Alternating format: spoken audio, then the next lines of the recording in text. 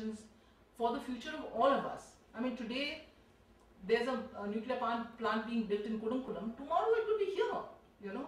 And are we going to just sit back and accept it? Are we going to question it or not? And I think the media's role is to give out that information into the public sphere so that there can be a questioning public about these issues. We have to ask questions not only about corruption. We have to ask questions about the manner in which development is going in this country and the things on which money is being spent and who profits or who benefits from these developments. I think these are questions that must be integral to the kind of debates that we generate in the media. And I feel sadly that this has really not happened. And Kudankulam in particular, I think, is a very interesting, again coming back to my earlier point about movements. I think Kudankulam, I didn't realize this myself till I went there. They are also very media savvy. They have actually an excellent media team. Everything that is done is immediately posted on Facebook, the photographs are out, the reports are out. And they have also designed many of their protests in a way that would be attractive to the media. But the story is not just that. You know, again, as with the Anna movement, the media can just rest with showing, running a photograph, which has often been the case, you know, all those boats going towards the Kudankulam plant or those people on the beach and the women in the water. These are pictures, images that are there which we've all seen in our newspapers. But we don't know the story. We still don't know. We don't know that the movement is actually not just a year old, that it's a decade old or more. That when the first talk began about Kudankulam, there was already opposition to it. And people had started opposing it. Much before S.P. Uday Kumar came into the picture. We don't know, we don't understand why fisherfolk should stop fishing and be prepared to spend days and days on end protesting. I mean, if I was a fisherman and I depended on what I earned from my work of catching fish and selling it, would I be prepared to give up that income to protest unless I deeply believed that it was important for my future? You know, it's a very simple calculation. Would any of us take unpaid leaves from our jobs to go and join some protest movement unless we were deeply convinced that if I don't do this, my whole future is at stake? It's the same calculation whether I'm middle class or poor. And why don't we give that benefit to them? Why do we believe that just because people are poor and they're protesting that they're being misled, that they don't have any intelligence, that they don't have any volition of their own agency to be able to decide? And I think the reason why the media just superficially takes these images and a few things and then quotes from here and there and leaves the reader really not the wiser about what is happening is because you don't make the effort to engage. You know, we don't make an effort to talk to people and really find out. And I don't think it has anything to do, again, talking about movements. I can tell you it's a challenge as a journalist if you're, say, anyway sympathetic to a movement, to cover it. You know, because you don't want, at that point when you're as a journalist, you don't want to convey that sympathy. You want to be able to report truthfully about what you've seen. You might write an edit page piece or a column later, but when you're reporting, you want to be able to give a balanced report as much as you can. So it is difficult to do that, but it is not impossible. And it is actually important to do that. And I find lately that less and less of that is being done about movements, leave alone Kudankulam, a lot of others. Less and less of actually going out there, talking to people, seeing for yourself what is happening and reporting it. And leaving readers then to figure out for themselves, at least getting an idea of what is on the ground. I mean, I went, because now I'm an independent journalist, I don't work with a newspaper, so nobody finances me to go and cover these stories. I went as part of the fact-finding team of 3 of us who went to Kudankulam and to the surrounding villages. And also because I'm trained as a journalist, rather than just talking to the people, the movement people brought to us to tell us about what had happened, I randomly talked to people, you know, just walking on the road in some of those villages. And you know, I tried to provoke some of these women who would be sitting on the side of the road making BDs, saying, why are you people troubling yourself like this, you know, protesting? You know, they're saying it's perfectly safe, you know, why are you getting so excited about it? You should stop this protest because you're hurting yourself. You know, I was stunned myself at the extent to which even, as I said, a random person I talked to had understood the issue. And they said to me, they asked me, they said, you have not heard about Fukushima? I said, no, I have heard about it. They said, you tell us, would you want to grow up and have your children grow up right next to a place, even if there's a 1 in 1,000 chance that something like this can happen? We've had the tsunami. How can we not believe that something bad can happen again? Very simple understanding. So let them convert it into a factory, all of them kept saying. They made the building, no? Let them make it into a factory where all of us can get jobs. Why do they want to have this? And of course there's no power, no? Where they live, they don't get electricity. And there's no promise that they'll get electricity in any case, even once Kudankulam is commissioned. So there's a deep understanding that people have got, and I think that has to be conveyed. And I think that is the strength of movements, just like the Narmada Bachao Andolan with all its problems. It had, the people who were protesting were not being bribed, were not being forced to go and join those protests. They had understood what the issue was. And you find the same with Kudankulam. It doesn't matter now tomorrow if the media turns hostile or ignores it.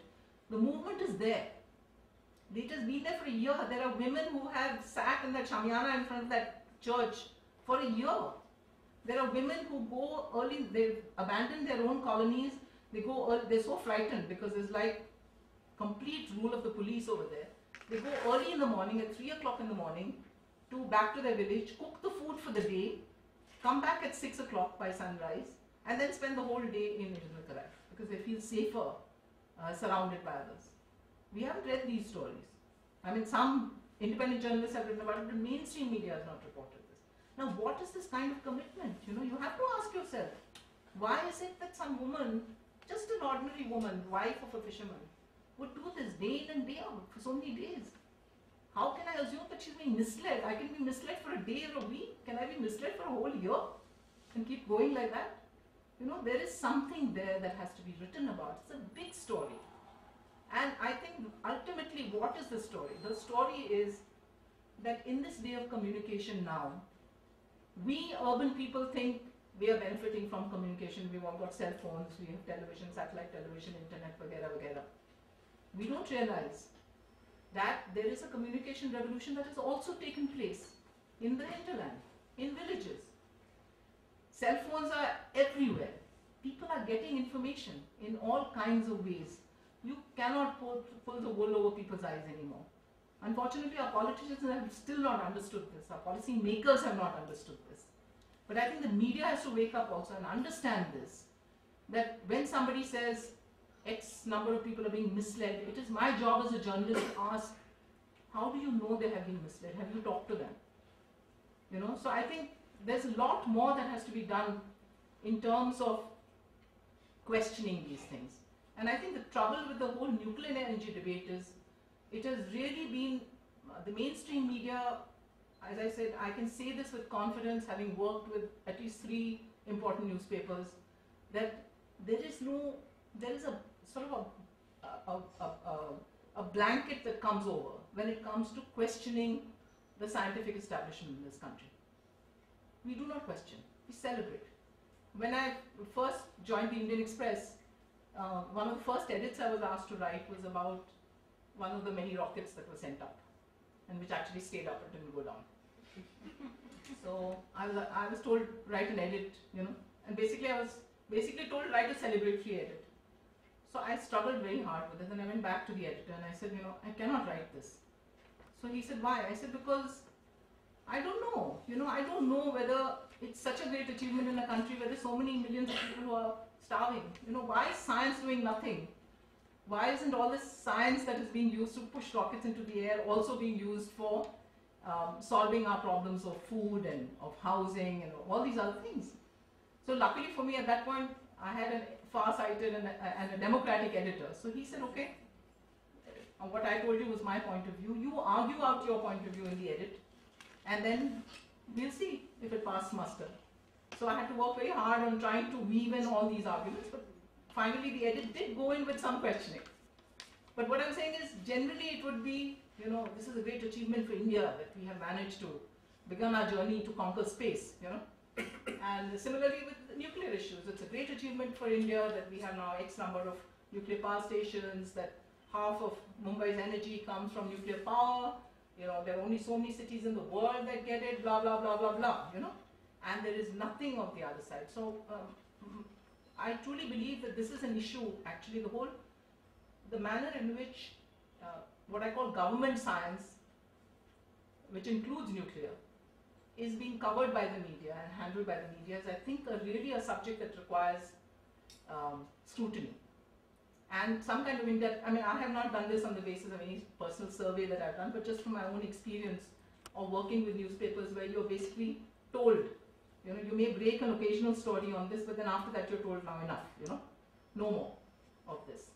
So I think, and all of you, many of you who are going to be future journalists, and if you have projects that you have to do, why don't you think of this? Why don't you take one of these questions and do a project and look at the media and analyze? Now, we may not be able to change all of it, but I think we as journalists, if we enter our professions or remain in our professions as questioning individuals who will not accept whatever is put out just on the face value, as we would not with any other thing, so we will not with nuclear science or with other kinds of government science, then I think there would be much more healthy debate and discussion. And I think through it, we would be doing a service to our readers and our viewers of providing them the relevant bits of information that lead to an informed debate on all these subjects. Something which I truly believe at the moment the media has failed to do. Thank you.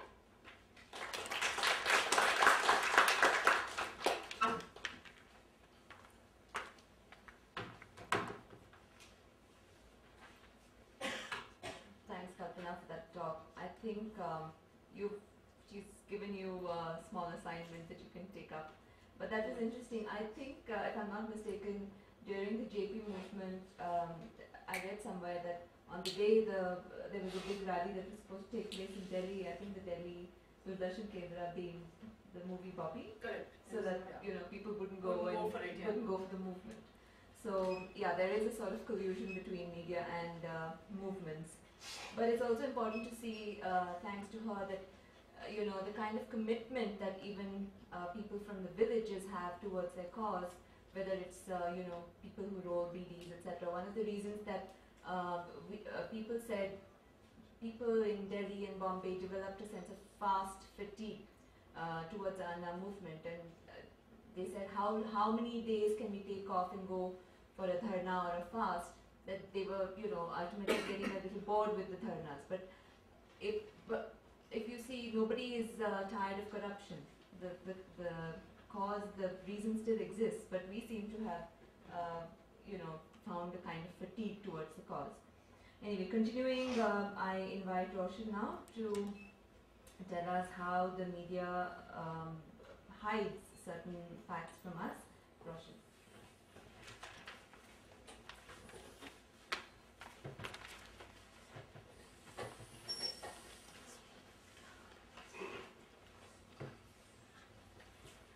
Thank you. It's nice to be part of this conversation.